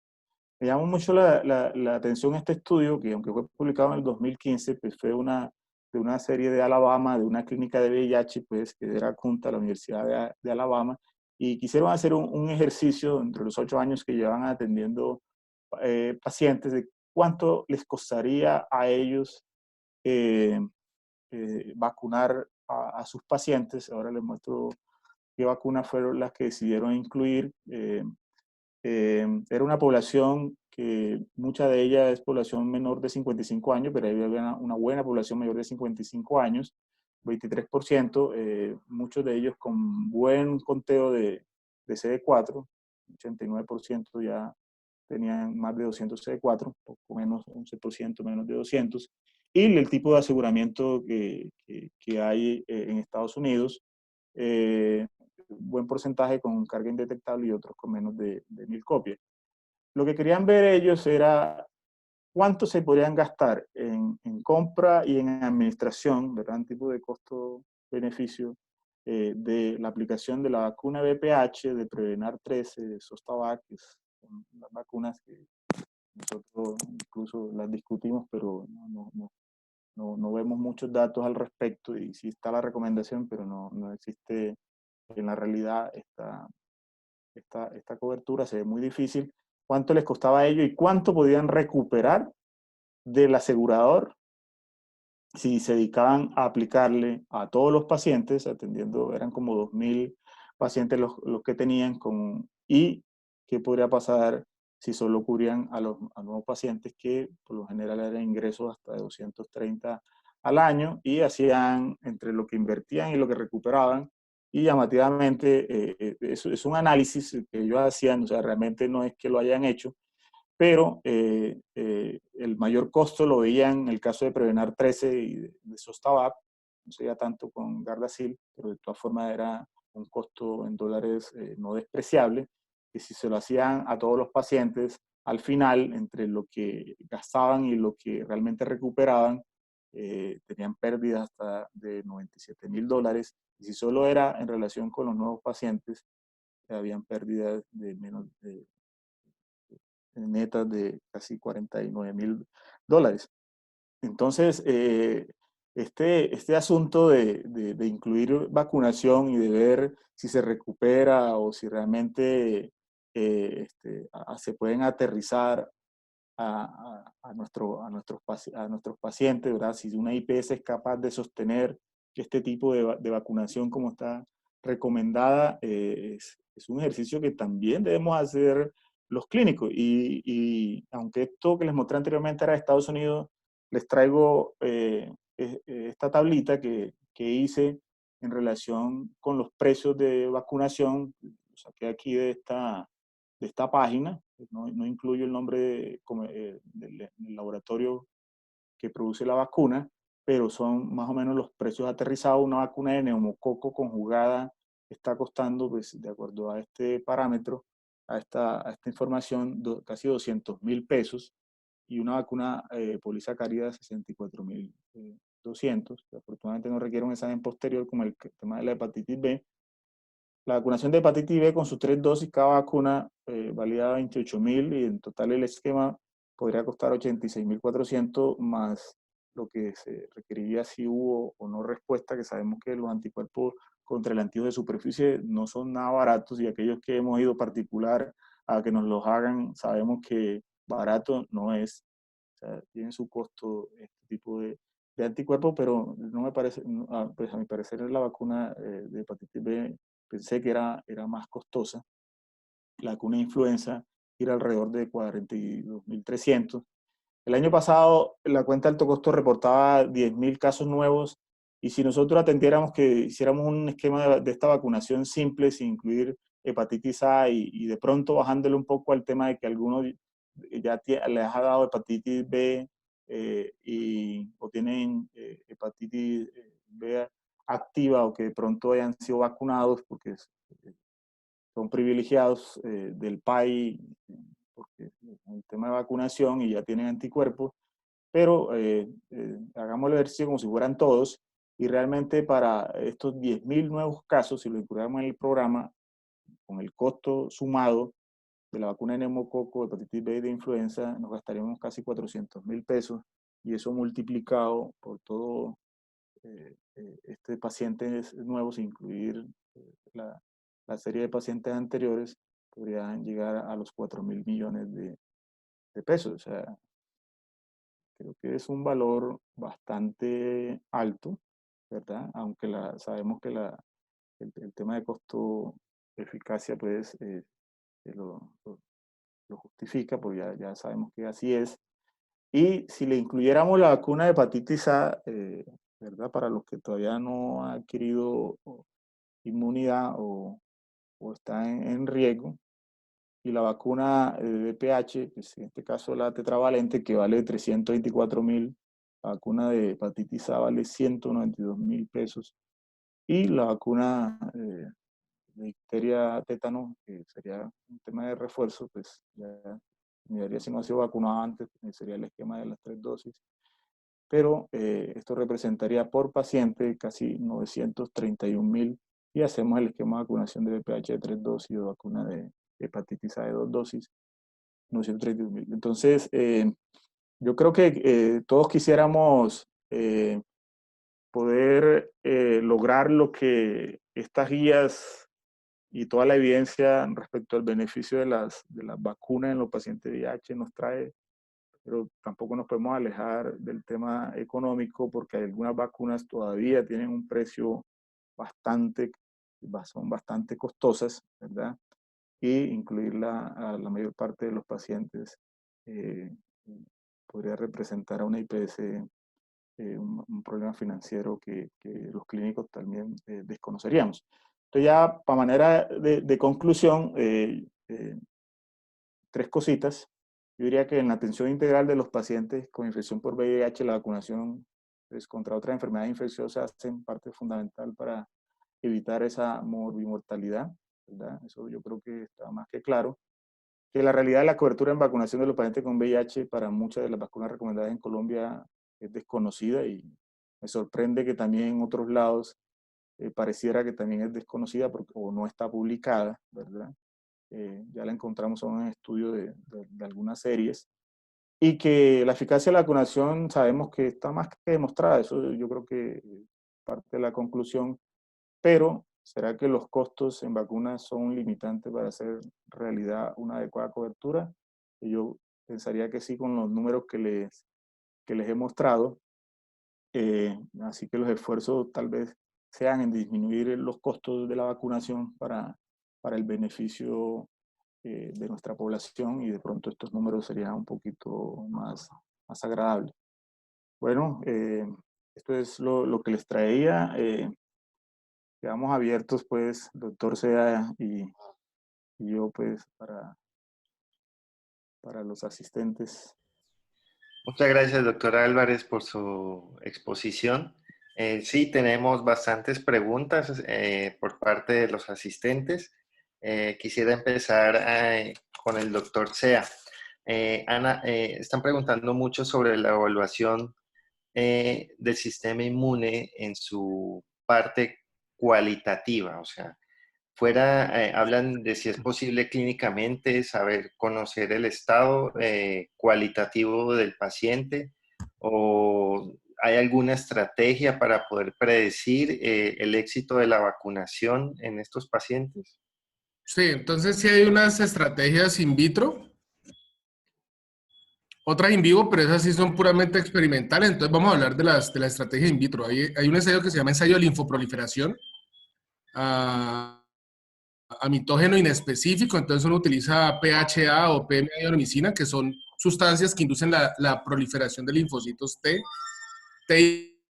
y B, pero predominantemente linfos T. Y hay unos índices normales de proliferación. Entonces estas sustancias actúan como mitógenos y deben proliferar a una tasa determinada de los linfocitos T, y eso nos da una idea de la capacidad de proliferar de un linfocito. El otro estudio funcional, y que lo usamos de hecho en clínica con alguna frecuencia, sino que no se podría ver del todo la función acá, son los IGRAS, los ensayos de liberación de interferón gamma. Eso también nos habla de la función del linfocito T. Pero eso quedaría más bien restringido a los pacientes que sabemos que tienen el antecedente de tuberculosis, ¿cierto? Entonces, un paciente con antecedente de tuberculosis, pues debe tener una proporción significativa que se va a considerar como positiva de linfocitos T en sangre periférica específico a la tuberculosis, y por lo tanto el examen debe salir positivo en cuanto a la producción de interferón gamma. La otra estrategia que se ha utilizado históricamente para hacer una evaluación funcional, no muy validada, muy difícil de estandarizar, llamémoslo así, son las pruebas de intradermorreacción, como lo hacemos con la tuberculosis, pero para cándida. Teniendo en mente que todos los humanos nos hemos expuesto a cándida, entonces todos tenemos una reacción de hipersensibilidad retardada a cándida, ¿sí? Que es lo que se conoce como candidina. Pero es así, digamos que ha entrado desde hace mucho tiempo en desuso. La otra forma de uno evaluar la respuesta inmune, usando estrategias que son más cualitativas y no solamente lo cuantitativo, es la determinación de algunos marcadores que nos hablan de activación inmunológica, sobre todo. Y ahí podríamos hablar, por ejemplo, del marcador CD38. Entonces, cuando tenemos una alta proporción de linfocitos CD4, CD38 positivo, eso nos habla de que son linfocitos exhaustos y que muy probablemente son linfocitos terminalmente diferenciados que pues van a contar como número, pero o van a ser anérgicos o sencillamente ya su capacidad de producir citoquinas y proliferar es muy limitada. Entonces sí hay estrategias, y de hecho todas las que les acabo de mencionar, a pesar de que, digamos, no son así cosas con las que uno esté muy familiarizado, todas tienen código CUPS, se diligencia el MIPRES, y todas se las pueden cuantificar en un laboratorio donde se haga citometría de flujo, o aquí hay varias instituciones donde se pueden hacer IGRAS, ¿cierto? La linfoproliferación sí nada más la hacen en Bogotá y en Medellín. En Cali sí no estamos haciendo linfoproliferación a mitógeno.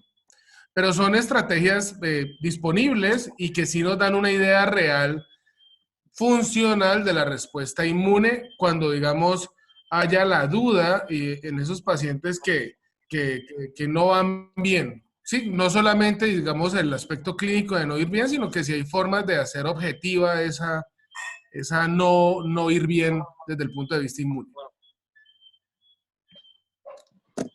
Ok, de acuerdo. De acuerdo, doctor, muchas gracias. También hay preguntas sobre el esquema de vacunación incompleto para virus de hepatitis B. Como bien dicen, pues se requieren de 3 dosis, pero muchos pacientes no asisten cumplidamente a la segunda o a la tercera dosis o tienen esquemas incompletos debido a múltiples razones. Por ahí también comentan muchos factores sociales que tienen que ver con el asistir cumplidamente a estas vacunas. ¿Qué hacer con estos pacientes que tienen dosis incompletas o esquema incompleto para virus de hepatitis B? Pues parte de lo que les mostré en la charla era que la realidad que nosotros tenemos no es ajena a otros sitios, ¿no? O sea, lo que uno ve acá pareciera que en otros lados también es una realidad. Los esquemas no se cumplen.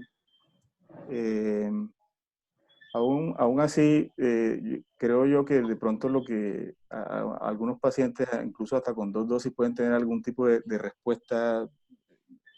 Doctor Sea me dirá si eso es cierto o no. Hay ciertos pacientes que con 2 dosis de hepatitis B pueden alcanzar ¿cómo es? El término de lo Los él. títulos protectores, sí, estoy Exacto. completamente de acuerdo, Jorge. De hecho, obviamente uno no lo puede decir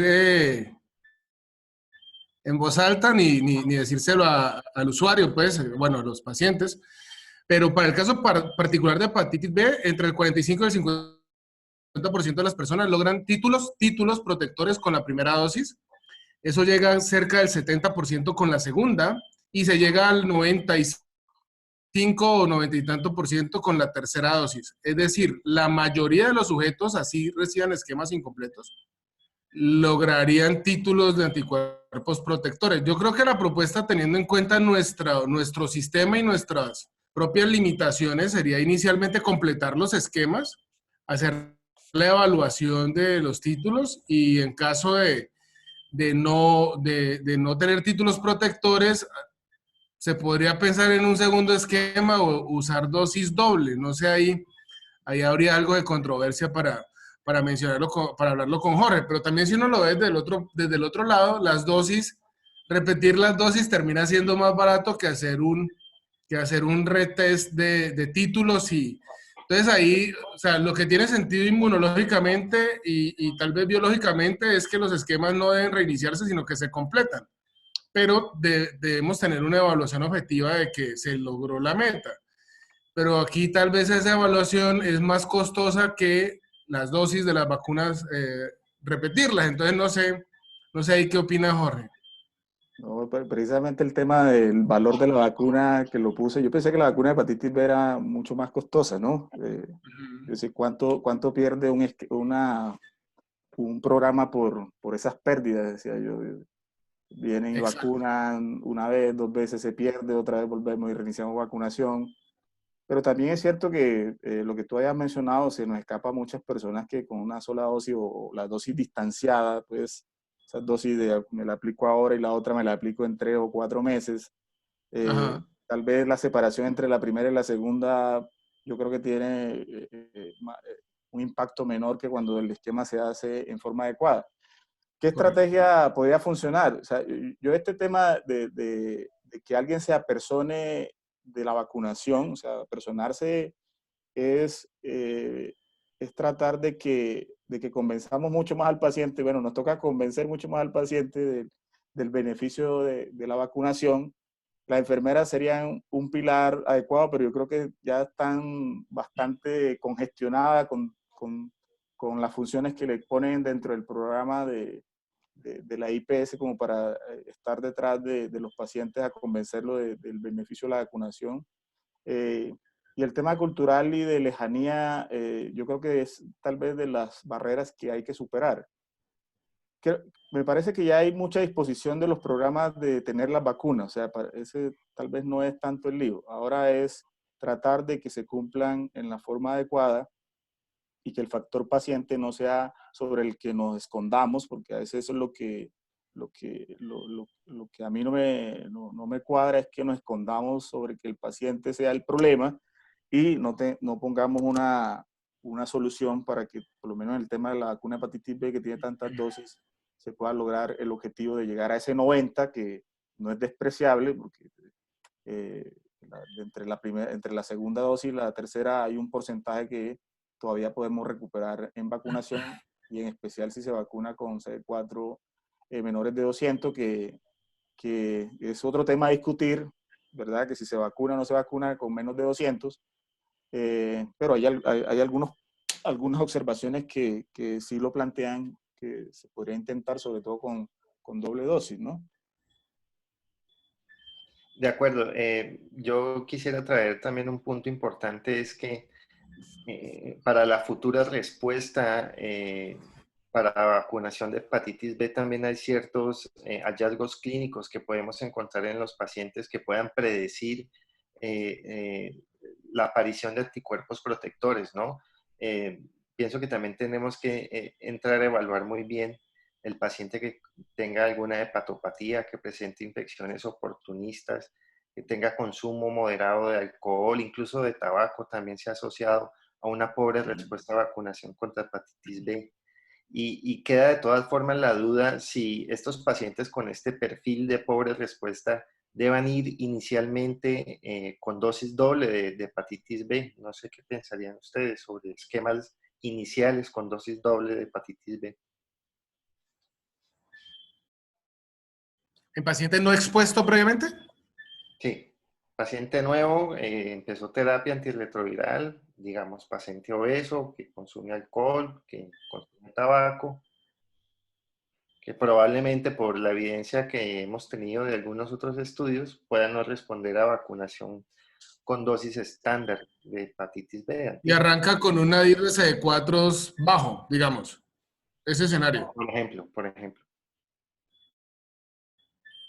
Yo pensaría, lo que pasa es que cuando uno también entiende la realidad del sistema de que hay, pues yo no hago VIH, ¿no? Yo no veo VIH, entonces yo veo los toros desde la barrera, pero yo sé que hay migración de los pacientes entre los programas, yo sé que, bueno, yo sé todas las cosas que pasan que terminan haciendo muy compleja la cosa y que uno a veces o lo recibe pues de la cola y tiene que reportar a la cuenta de alto costo y bueno, entonces va a ser más complicado, pero yo creería, la verdad, con un paciente nuevo, con los esquemas que estamos usando hoy en día, ese paciente va a estar reconstituido prácticamente con facilidad en 28 semanas, con mucha facilidad. Y uno espera que la mayoría de los pacientes ya tengan una respuesta virológica sostenida también en esas 28 semanas bueno, con cualquiera de los esquemas, ya sea single pill o lo que cada uno de nosotros, o bueno, cada uno de ustedes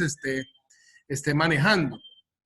Yo creo que se pudiera dar la espera que el paciente tuviera algo mejor de reconstitución inmunológica antes de pensar en comenzar a dar varias dosis. La otra cosa es que nosotros cada vez vamos a ver menos pacientes que no hayan sido experimentados en vacuna.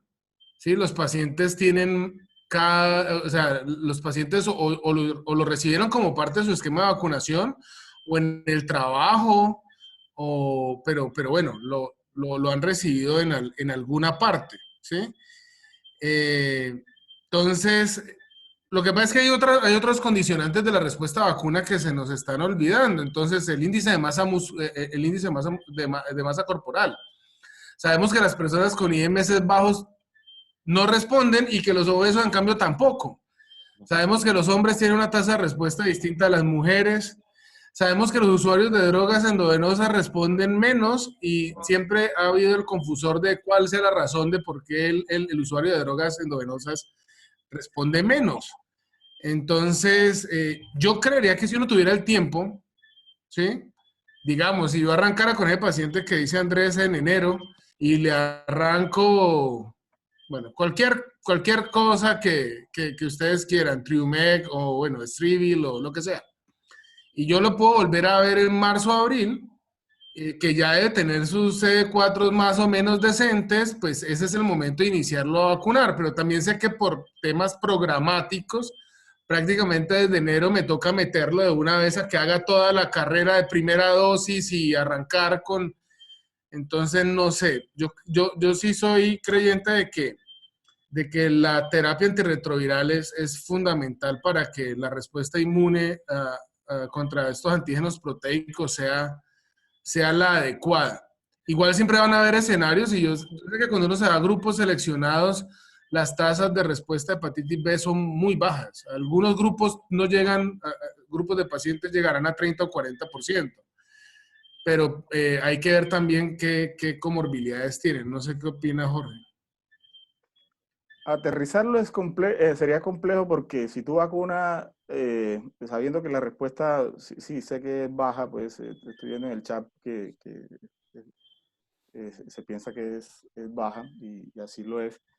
Pero yo creo que hay cierto tipo de población a la cual uno se arriesgaría hacerlo para beneficios. Hay pacientes que no tienen menos de 264 y siguen teniendo contacto sexual con varias parejas, el tipo de trabajo que tengan, pues, sobre todo los trabajadores sexuales o demás. Yo creo que si en ese momento no tenía una respuesta, podríamos intentar ver si se puede lograr, ¿verdad? Tal vez la otra población que tú dices que se puede esperar a que tenga la respuesta no se va a exponer tanto Ajá. y ahí el costo tal vez lo facilite. O sea, si uno suma las 3 dosis, bueno, serían 3 dosis dobles, serían seis viales, ¿cierto? Más el tema del anticuerpo de hepatitis, que eso es lo que creo yo que le aumentaría el costo. Entonces, una IPS puede decir, ¿para qué me gasto la plata en ese paciente? Mejor espero que se recupere y ahora sí me la gasto con todo y anticuerpo. Entonces, ahí le sumo. Se mete más el tema de dejar que pocos, aunque pocos se beneficien, pues no nos arriesgamos a que sean de los beneficiarios de una buena respuesta si lo vacunáramos, ¿verdad? Yo lo haría, o sea, no, sé que en realidad en la práctica no lo hacemos, esperamos a que esté un poquito con los CD4 mayor de 200, pero si es un paciente de este riesgo que les estoy hablando, yo sí me animaría a vacunar, o sea, porque una hepatitis B que se pueda prevenir y que además pueda contagiar a otros, eh, al final puede terminar siendo beneficioso. No tanto como el tema de neumococo o de influenza, pero creo que se podría intentar. Y en eso me llamó la atención lo que decía la guía europea, porque, o sea, si a usted no le cuesta nada, vuélvalo y lo vacuna. O sea, pues parece que a ellos el tema de volver a vacunar no es problema. Para nosotros tener que volver a vacunar sí es un problema. Exacto, correcto. Muchas gracias. Otra duda que surge del público. Vacunación contra VPH en pacientes que presenten condilomatosis. Siempre. ¿Le verían algún beneficio? ¿Estaría contraindicada? ¿Cuál Sí. sería su posición? Yo lo asumo, como decía también la guía europea, y me sumo a eso, aunque ellos lo hablan de pacientes que tienen displasia cervical de alto grado, creo que también se puede asumir en este paciente en las condilomatosis que ya se han resuelto desde el punto de vista macro, ¿verdad? Y que todavía tal vez tengan unos cambios mínimos a nivel anal. Yo creo que como prevención secundaria sería importante, pero más con la vacuna nonavalente, me parece a mí que se podría ver más el beneficio, ¿no? Sí, recuerden que estamos hablando de VPH, son varios genotipos. Entonces, porque lo había leído por ahí en el chat de que hay pues como personas que condicionan la vacunación diciéndoles que no, ya tiene VPH, entonces ya no va a haber beneficio. Estamos hablando de que los oncogénicos pueden ser cerca de 24 o 25, entonces al menos lo ideal sería, como dice Jorge, la nonavalente, pero pues si no, pues lo que tenemos aquí disponible. Pero yo creería que sí. Ok. ¿Qué nos pueden decir sobre la vacuna contra hemófilos influenza tipo B?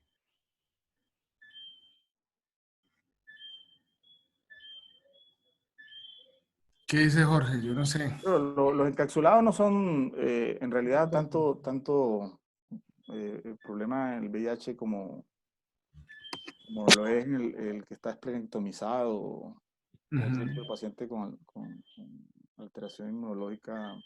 La verdad es que la respuesta inmune es muy funcional frente a los encapsulados y como tenemos al paciente, pues el de menos de 204 va a estar con profilaxis o va a estar, o sea, al menos va a estar con interdiario, pues con lunes, miércoles, viernes de trimetropina. Entonces, eso termina, y esa es otra discusión que ha habido de si, bueno, meterle tanta plata a neumococo cuando los adultos normalmente tienen buenos títulos de anticuerpo antineumococo, sino que nosotros no lo usamos mucho en la evaluación clínica.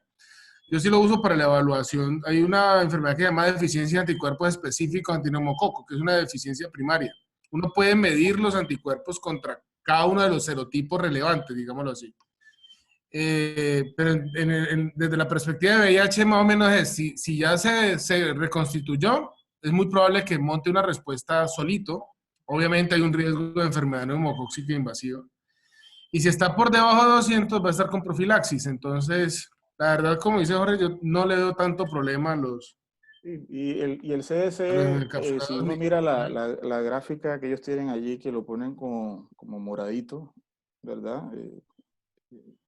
Dice, lo recomiendan para adultos con un factor de riesgo adicional u otra indicación. Entonces, no quiere decir que uno no pueda colocarlo, pero realmente es una vacuna que es segura, ¿no? Creo que no es una Sí, vacuna es que conjugada, sí, ponga en riesgo al paciente. muy segura. Pero volvemos al tema del costo y cuánto vale. Además que conseguir hemófilo influenza solita como que es bastante difícil, ¿no? O sea, no... Sí, Sí, sí, hay, conseguir estas que vienen combinadas como componente individual es imposible. De hecho, imposible. una anécdota personal, yo no hago anticuerpos contra sarampión. Bueno, clínicamente detectables al menos, pero sí tengo paperas y rubiola. No logré nunca conseguir la vacuna sola de sarampión, me puse la triple viral y hice como una meningitis ahí toda rara. Entonces, como el colmo del inmunólogo, más o menos.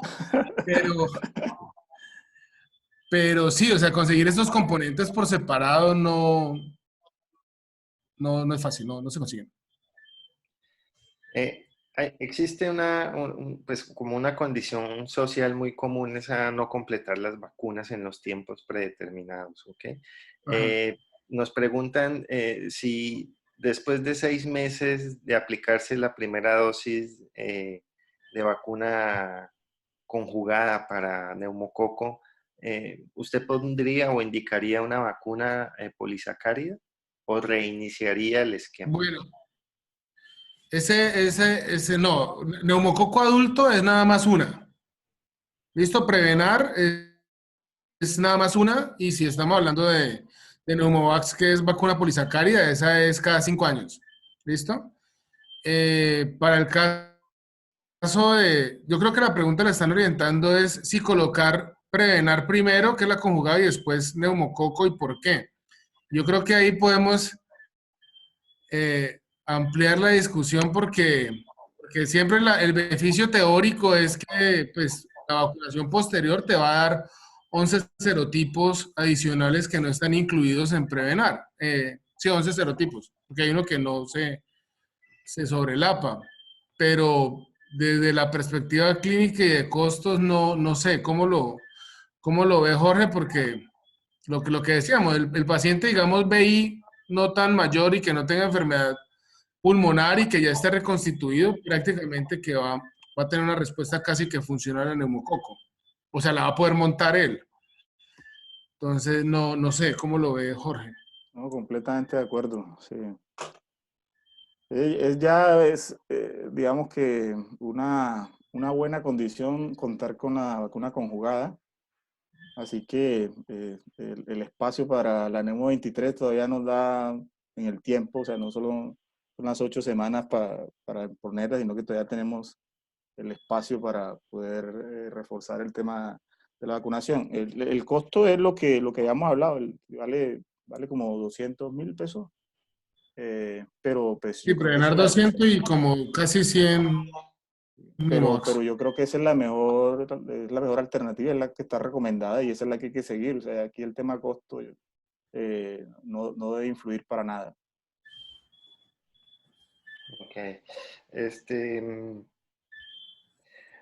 operativamente, ¿cómo indicarían ustedes la vacunación y pues en los seguimientos del paciente la toma de carga viral? ¿Cuánto debemos esperar?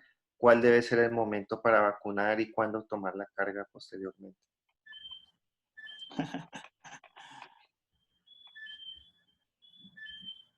Es completamente cierto de que hay cierta vacuna, sobre todo esta del Tener un virus blip. vivo atenuado que hacen el blip. O sea, la- y eso está visto en varios estudios que si usted toma la carga viral después de la aplicación, va a haber aumento.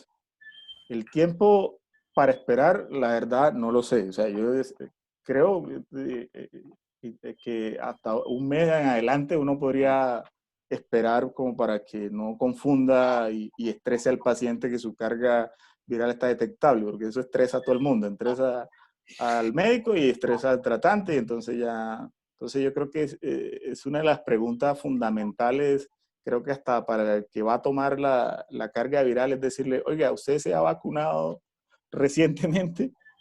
Porque debería parar la toma de la carga viral y evitarnos esa vuelta a tomar de la carga que de por sí no es barata, y todo lo que genera estos blips que a veces no son menores, ¿no? Hay blips que son bastante importantes, o sea que uno cree que todos los blips son de bajas copias y resulta que a veces ve unos blips de unas copias que se acercan a falla virológica y que estresan a todos. De acuerdo. El caso de los Sí, pacientes, ahí hay un tema, sería tomarlo lo más lejos que se pueda de la siguiente carga viral. O sea, si tiene una carga viral indetectable ahorita, vacúnalo ahora y ya. Lo que pasa Exactamente es eso. que el virus, por ejemplo, el caso de sarampión, se supone que en menos proporciona el virus vacunal, pero sarampión puede quedarse excretando en mononucleares de sangre periférica, o sea, en linfocitos T y B del paciente hasta 12 semanas. Y eso significa que esas 12 semanas el sarampión puede estar activando esos linfocitos para que puedan potencialmente producir el blip. Entonces, por eso la recomendación sería vacúnelo, o sea, si tiene el indetectable ya, vacúnelo y programe su siguiente carga viral pues de acuerdo a como lo tenga usted en su manejo programático a los 4 o a los 6 meses o a lo que corresponda, ¿sí? Que no se le monte, pues. de acuerdo. Em, Vacuna contra fiebre amarilla.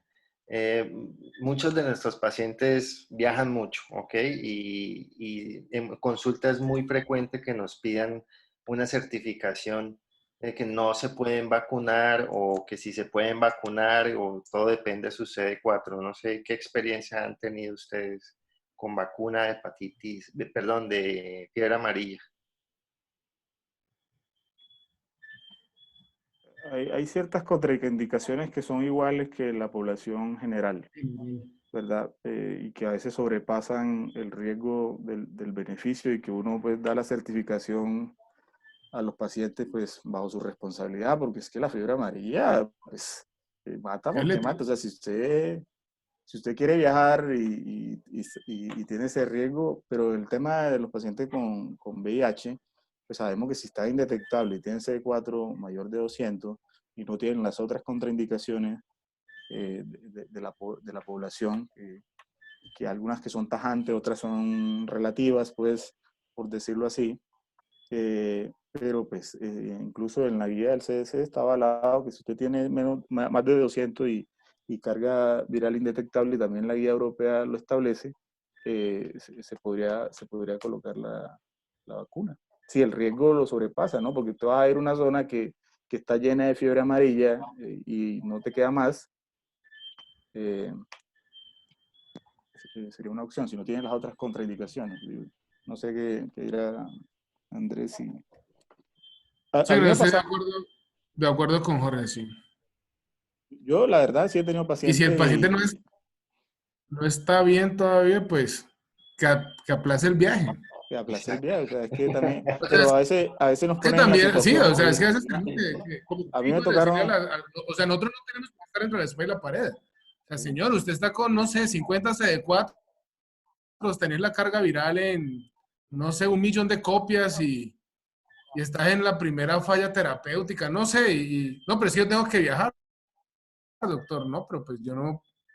Ustedes saben que también el sistema cada vez es más complejo, ¿no? A mí me pasó en particular con un paciente que estaba muy bien, indetectable de hace rato, pues ese también es la otra, hay que ver que la supresión virológica lleve harto tiempo, ¿no? Y que Ujú. o sea, tampoco es que a lograr la indetectabilidad, entonces ya lo vamos a vacunar, pues, también hay que ver que se sostenga la respuesta. Pero son pacientes que su trabajo y su vida depende de viajar a esa zona, o sea, como si no tienes las otras contraindicaciones, tú, ¿por qué lo vas a, a- a exponer sabiendo que está en un brote de fiebre amarilla en otro lado y él Exacto. sí o sí tiene que viajar? O sea, eso sobrepasa, pero hay que explicarlo, obviamente, y el paciente, por lo menos los que yo he tenido, lo han entendido así y no tengo que por qué poner una certificación que diga que no se debe vacunar por tal cosa, es al contrario, si es que él está dentro del grupo que sí se puede vacunar y además tiene su Ujú. riesgo y que no puede aplazar y no puede hacer otras cosas para no viajar. De acuerdo. Una última pregunta con respecto a hepatitis B. Nos preguntan si un paciente con antecedente de hepatitis B resuelta que no elevó anticuerpos protectores estaría indicada una vacunación. ¿Y cómo demostró que la resolvió? Solo por Bueno, la supresión de la carga viral o negativización. O sea, parte de los criterios y ahí me corregirá Jorge, de curación, pues involucran la positivización de los anticuerpos contra el antígeno de superficie en la mayoría de los casos, ¿cierto? Los anticuerpos contra el core total van a persistir para el resto de la vida. Los anticuerpos contra el antígeno B también van a estar positivos y tiene que haber ya, bueno, sabemos que el antígeno de superficie inclusive puede persistir algún tiempo después de que el paciente inmunológicamente se haya curado.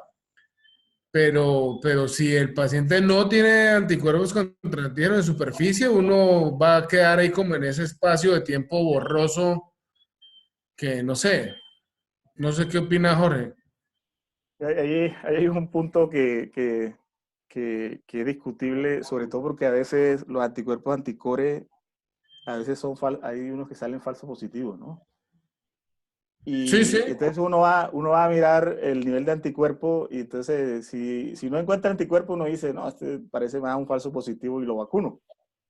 Pero a veces resulta que viene y encuentras que tiene 5, tiene 8, o sea, si no alcanza los 10, bueno, ¿será que es Ajá, que si tuvo contacto? ¿No? Pues habrá que pedirle la carga viral de hepatitis B pues, para aclarar un poco el tema exacto. de la duda, pero en el caso de los que yo no veo anticuerpos y que el anticore está positivo, a veces la recomendación de la vacunación la he visto que se ha hecho.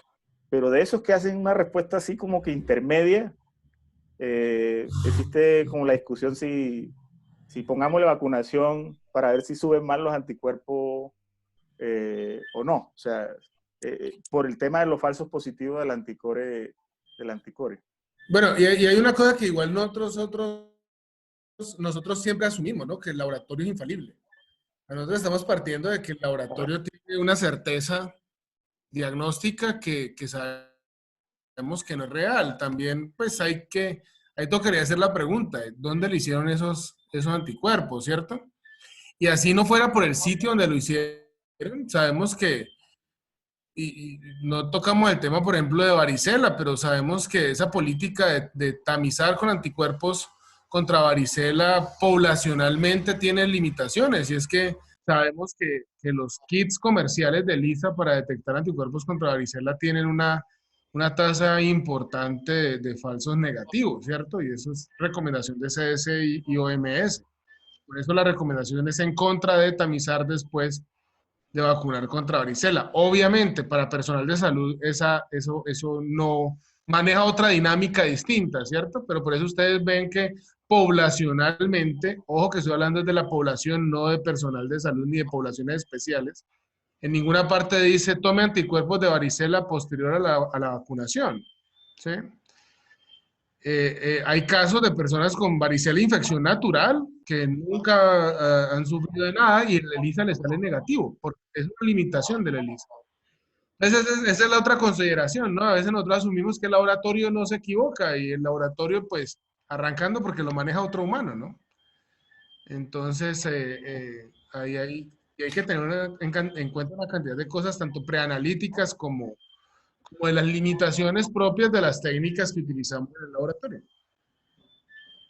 De acuerdo. Doctor Sea, una pregunta directamente desde el doctor Ernesto Martínez que le hace con respecto a las posibles vacunas para COVID-19. ¿Qué estrategias podemos emplear para evaluar la calidad de estas vacunas? Y si es posible cuantificar esa calidad a partir de los CD4. ¿Ok? Eh, uy, no, pero es que el profe me tira unas preguntas muy duras. Definitivamente, bueno, cuando uno, o sea, las infecciones por coronavirus son unas infecciones bien particulares, ¿no? Porque los coronavirus dependen de una respuesta inmune innata bastante robusta. Y casi que cuando está despegando la respuesta inmune adaptativa, ¿cierto? Y cuando comenzamos a hacer la positivización de los anticuerpos y todo este tema, la mayoría de los sujetos ya deberían estar prácticamente o sea, ya debieron haber eliminado el virus. Y eso es una cosa bien problemática porque no es lo que estamos viendo en los sujetos enfermos graves, ¿cierto? Son pacientes son personas que están durando con excreción de virus por periodos de tiempo más prolongados, lo cual probablemente nos está hablando, no solamente, pues nos está hablando más de un defecto de la respuesta inmune innata, posiblemente. Hay que ver cuál es el modelo de vacuna que se vaya a utilizar. Hay unas vacunas de RNA que esas me dan bastante miedo, ¿cierto? Porque de ahí al paso a que puedan ocurrir modificaciones en el genoma humano no es tan distante. Hay unas vacunas que parece que van a ser las que van a salir primero, que son las que son de microorganismo inactivado. Y esas vacunas de microorganismo inactivado, por definición, inducen son respuestas de anticuerpos. Ahora bien, sabemos que para la medición de esos anticuerpos, y lo estamos viendo ahorita durante la infección natural, no es solamente tener títulos de IgG positivos para SARS-CoV-2, sino que hay que evaluar también la capacidad neutralizante de esos anticuerpos. Entonces, para las de virus inactivos, no solamente sería ver los títulos de anticuerpos totales contra SARS-CoV-2, sino también ver anticuerpos neutralizantes, que es una evaluación diferente. Para las de virus atenuados, que también parecería que son las que más rápido pudieran llegar, ¿cierto? Al menos como unos backbones de otros virus a los que se les adiciona material genético del corona. Yo creo que lo que pudiéramos hacer para evaluar la calidad de esas vacunas son el spots. Eso nos permitiría determinar el número de células que están produciendo interferones contra las partículas virales. No sé cuál sea el que vaya a ganar la carrera. Yo creería que virus inactivado es el que va a llegar tal vez más rápido porque técnicamente puede ser más fácil de construir, pero como no entendemos del todo la respuesta inmune protectora, no tengo la certeza de que virus inactivado en realidad tenga una tasa de protección significativa. Bueno, muchas gracias, doctor, por su respuesta. Eh, yo creo que pues, ya vamos a cerrar la conversación. Quiero agradecerle a nuestros dos expositores la amplia cobertura y el paseo que nos han hecho por el tema de inmunizaciones en los pacientes con VIH. De igual forma, quiero invitarlos para nuestra próxima sesión del curso Reviva 2020. Es el próximo 13 de mayo. Vamos a hablar del tema de tratamiento antirretroviral temprano, qué es y cómo se hace, para que sigan conectados con nosotros desde sus casas. A todos los participantes, muchas gracias por su atención, por estar hasta estas horas con nosotros y por favor cuídense todos en casa. Buenas noches para todos. Buenas noches. Muchas gracias a todos. Gracias.